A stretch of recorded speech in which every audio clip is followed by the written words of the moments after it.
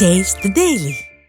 Rajagambhiran Abbas என்னன்னா ஒரு பதவி காலியாக இருக்கு, இன்னும் ஓராண்டு இன்னும் அந்த உள்ளாட்சி பதவிகள்ல இன்னும் ஓராண்டு காலத்துக்கு மேலேயே இருக்கு. ஏன் ஒரு மேயரை நியமிக்கிறதுல என்ன சிக்கல் இங்க திமுக அரசாங்கத்தில்? ஒரு எதிர்பாராத ஒரு பிரச்சனை வருகிற போது அதில் தவறு செய்தவர்கள் யாராக இருந்தாலும் சொந்த கட்சிக்காரனாக இருந்தாலும் நடவடிக்கை எடுத்தார்களா இல்லையா? எதிர்பாராத பிரச்சனைனா என்ன பிரச்சனை சார்? எதிர்பாராம வரப்பட்ட முறைகேடுகள் நடக்கும் என்பதை முறைகேடு எதிர்பாராத பிரச்சனை. திமுகவின் தலைமை எதிர்பார்க்க அசம்பாவிதங்கள் எதிர்பாராம நடக்கிறது. முறைகேடு ஊழல் எல்லாம் பணத்தை எதிர்பார்த்து நடக்கிறது இல்லையா? சரிங்க. இப்போ ஒரு குற்றச்சாட்டு சொல்லுங்க, இருங்க அவரே சொல்ற. சொல்லுங்க சார். அண்ணன் சார், இல்ல வெளியே தெரிஞ்சதுன்னா திமுக எதிர்பார்க்கல. ஓஹோ, சரி. தெரிய தவறு என்று தெரிய வருகிற போது நடவடிக்கை எடுத்தார்களா இல்லையா? சொந்த கட்சிக்காரனா இருந்தாலும் அவர்கள் மேல நடவடிக்கை எடுத்தாங்களா இல்லையா? மேயர் எப்ப ராஜினாமா பண்றாங்க? அதாங்க நடந்து இத்தனை மாதம் கழிச்சு மேயர் ராஜினாமா. அதாங்க மேயரினுடைய கணவர் கைது செய்யப்படுகிறார். மேயருடைய கணவர் கைது செய்யப்படல. மண்டல தலைவர்கள் கைது செய்யப்பட்டிருக்காங்க சார். ஆமாங்க. இப்ப குற்றச்சாட்டினுடைய முகாந்திரத்தினுடைய அடிப்படையில் தானே கைது செய்வாங்க. காவல்துறை வந்து சொந்த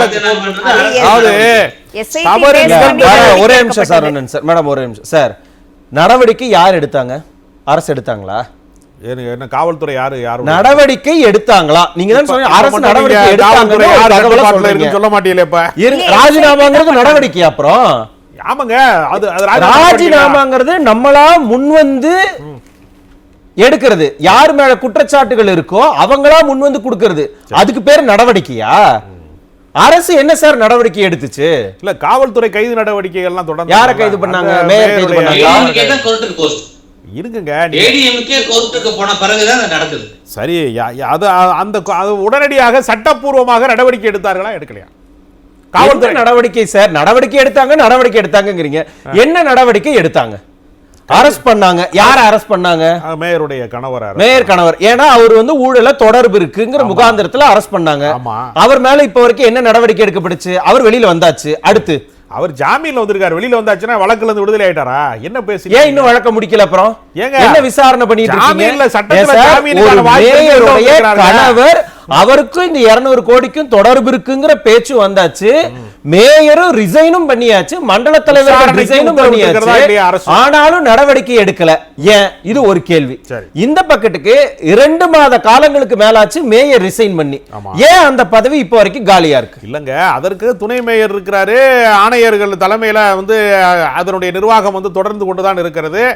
அங்கே ஒரு மோசமான சூழல் நிலவுகிற போது அதுக்கு ஒரு மாற்று ஏற்பாட்டுக்கு ஒரு கால அவகாசம் எடுத்திருக்காங்க. அதுல என்ன நீங்க குற்றச்சாட்டு காண்கிறீங்க? சரி, திருநெல்வேலியில இதே மாதிரி நடந்துச்சு. உடனடியா மேயரை நியமிக்கலையா?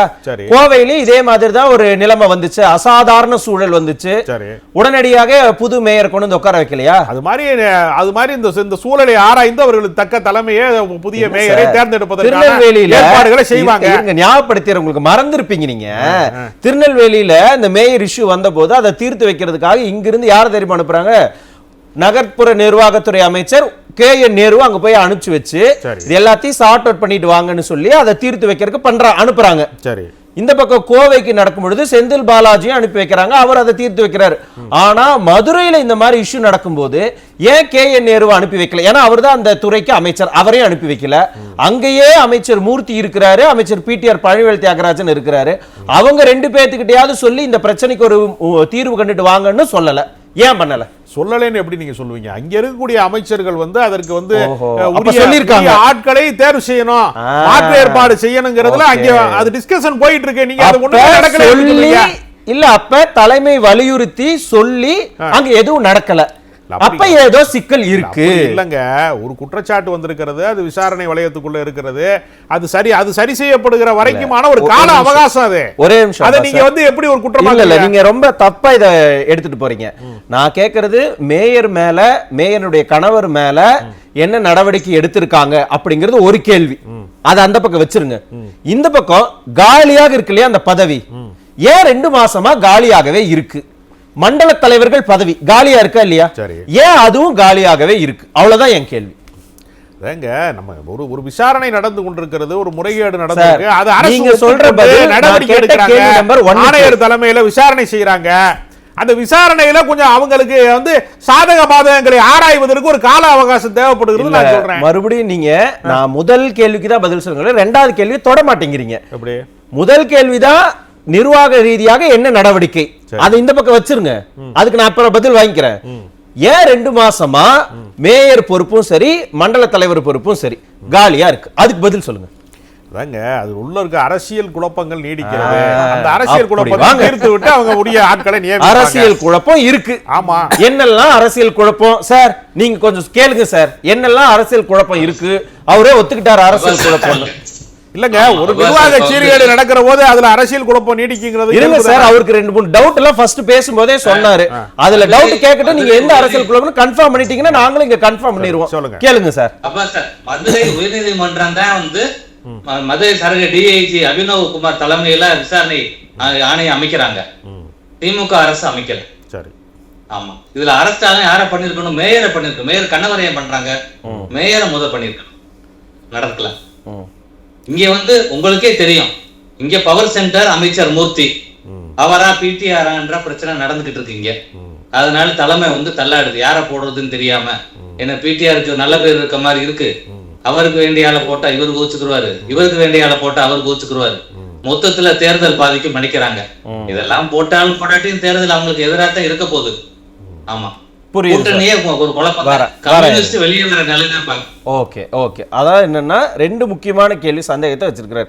ஒன்னு, அமைச்சர் மூர்த்திக்கும் பிடிஆர் பழனிவேல் தியாகராஜனுக்கும் இடையில இருக்கக்கூடிய இந்த சிக்கல் தான் இந்த குழப்பத்துக்கு காரணமா, இல்ல கம்யூனிஸ்ட் கட்சிகளை மேல கொண்டுட்டு வரக்கூடாது, அவங்க நம்ம கூட இருப்பாங்களா இல்லையான்னு தெரியல, அதனால அவங்களுக்கு பொறுப்பு கூட தந்துட கூடாதுங்கிற இந்த குழப்பம். இல்லங்க, கம்யூனிஸ்ட் கட்சியை நிராகரிக்கனா துணை மேயர் வரைக்கும் திமுக தானே கொண்டு வந்திருக்கு.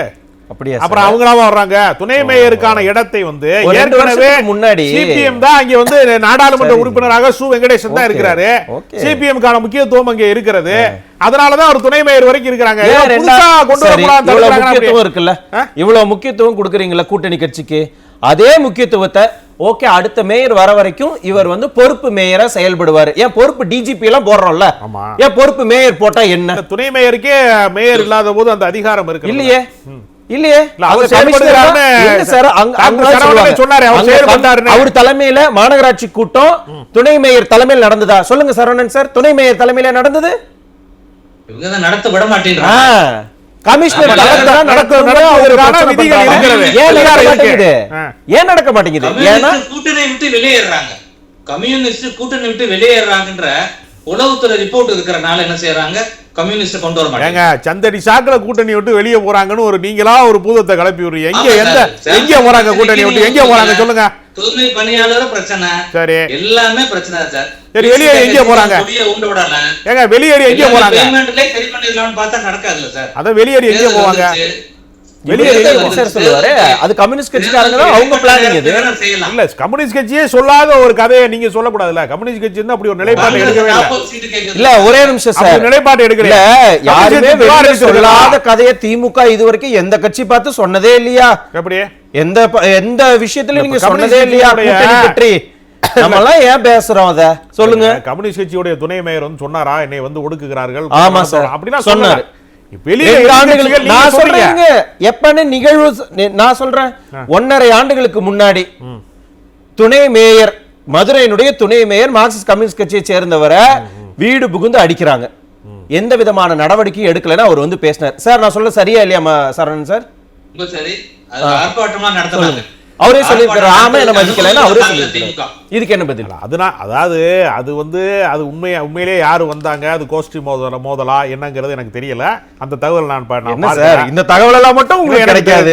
ஆனா தகவல் எல்லாம் மட்டும் நீங்க கேட்கறாங்க. மார்க்சிய கம்யூனிஸ்ட் கட்சியை திமுக தான் அங்கீகரித்து இருக்கிறது அப்படிங்கிற தகவலை வந்து நம்ம யாரும் மறுக்க முடியாது.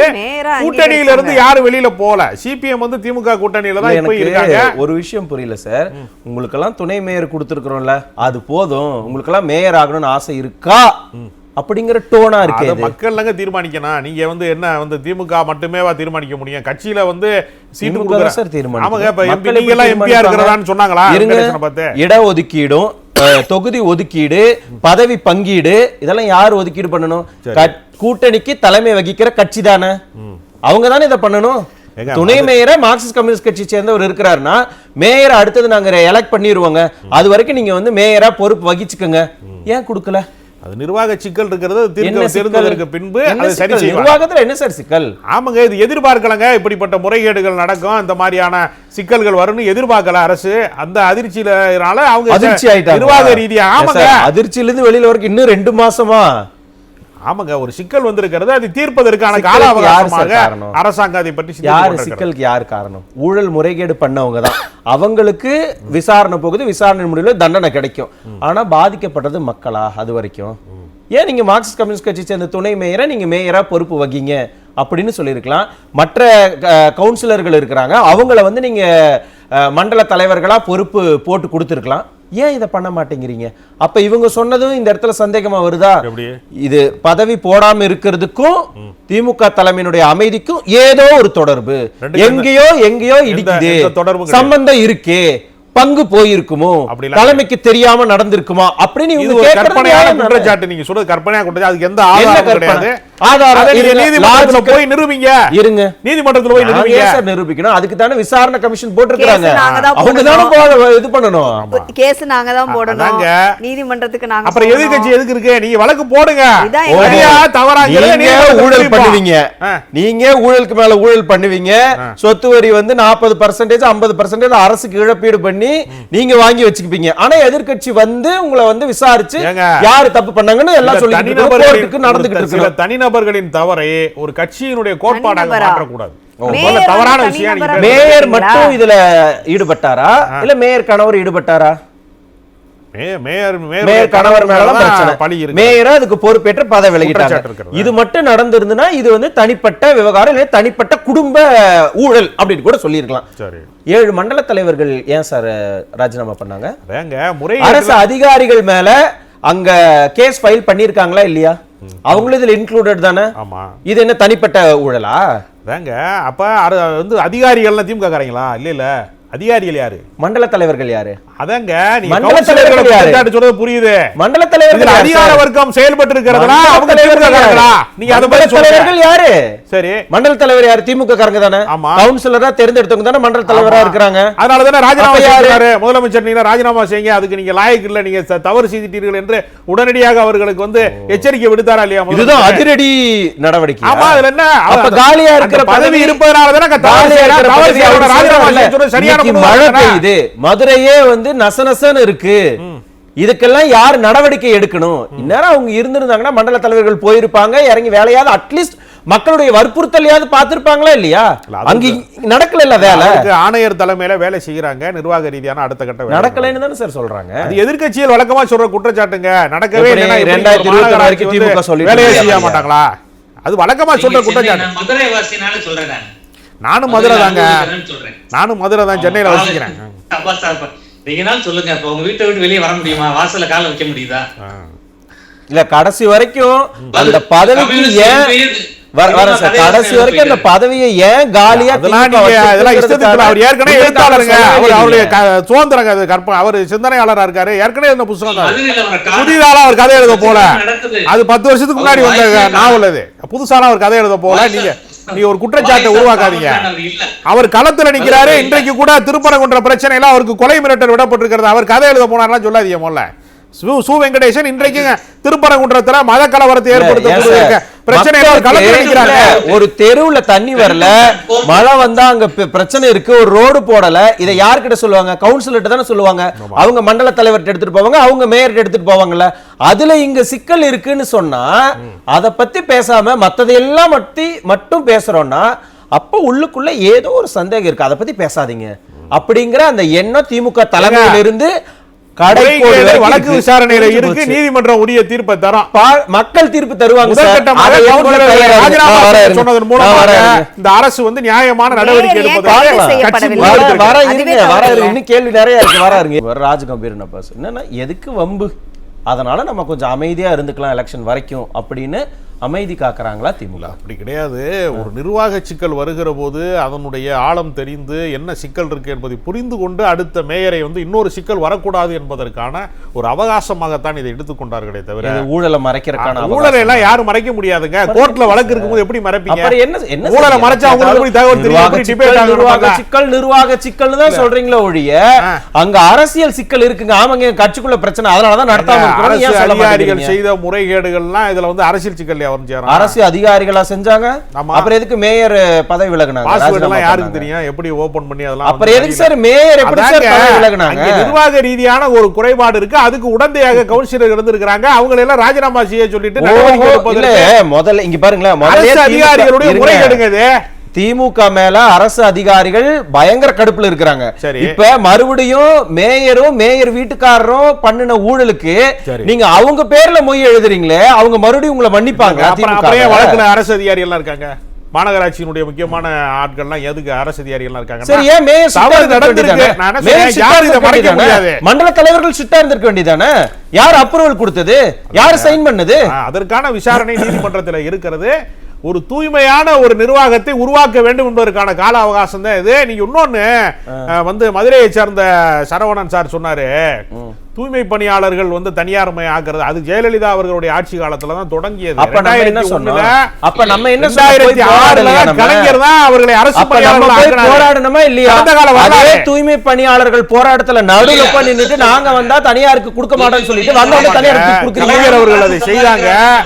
கடந்த அதிமுக ஆட்சியில சென்னையில வந்து பெரும்பகுதியான மண்டலங்கள் வந்து தனியார் மறுபடியும் சொல்றேன், அரசு அதிகாரிகள் மட்டும் இல்ல, தூய்மை பணியாளர்கள் ஒட்டுமொத்தமாகவே தமிழக முழுக்க இருக்கக்கூடிய தூய்மை பணியாளர்கள் திமுக அரசு மேலையும் அந்த ரிப்பன் பில்டிங்க்கு முன்னாடி அவங்களை என்னென்னலாம் நீங்க பாடாப்படுத்தினீங்கிறத பார்த்துட்டு அவங்க கடுப்பா தனியார் மையத்தை தொடங்கி வைத்ததே அதிமுக ஆட்சியில தான். அது முழுமை பெறுகிற நிலைமை வரும்போது அந்த அக்ரிமெண்ட் முடியாத கட்டத்துல தான் இவங்க இதை வந்து தொடர வேண்டியது. ஒரு மிச்சம் இருக்கிற மண்டலத்தை மட்டும் நாங்க தனியாரா மாத்துவோம்னு சொல்லி மாத்திட்டு எல்லாரோட எதிர்ப்பையும் வாங்கிக்கிட்டு சொல்லுங்க சார். சார் சென்னையில வந்து 14 மண்டலங்கள்ல ஏற்கனவே 2 மண்டலம் தவிர எல்லாமே தனியார் மயமானது அதிமுக ஆட்சியில தான். வந்து ஃபர்ஸ்ட் கொண்டு வந்தது வந்து கருணாநிதி அவர்தான் சார். இல்லங்க நீங்க தப்பான தகவல் சொல்றீங்க. கிடையவே கிடையாது. அதுக்கான ஆதாரம் என்கிட்ட இருக்கு. இல்ல, நான் சொல்றதுக்கான ஆதாரமும் இருக்கு. 2006ல கலைஞர் தான் அரசு பணியாளர்களாக தூய்மை பணியாளர்களை மாற்றினார். அத வரலாறு கிடையாது. நீங்க மதுரையில நடந்த ஊழலை பத்தியும் அங்க காலியா இருக்கிற மேயர் பதவியும் பத்தி கேட்டா எவ்வளவு லாபகமா அதை கொண்டு போய் தூய்மை பணியாளர்கள் போராட்டத்துல கொண்டு போய் போட்டு அவங்க நீங்க வந்து இழுத்து போறீங்க. சொன்னாருங்க சரவணன் சார் சொன்னாரு. இல்ல நீங்க ஊழல் பண்ணீங்கன்னு சொல்றோம். அதாங்க சம்பளத்தை வாங்க தவறு நடந்தது, தவறுக்கு சரி செய்யப்பட வேண்டும், தவறு செய்தவர்கள் களை எடுக்கப்பட வேண்டும்ங்கிறதுல தமிழ்நாடு அரசு உறுதியாக இருக்கிறது. ஒரு சரியான நிர்வாகத்தை விரைவில் தருவார்கள். திமுக அரசு நிச்சயமாக அதற்கான அவர் சொல்றது எலெக்ஷன் வரைக்கும் எங்களை தயவு செஞ்சு விட்டுருங்க.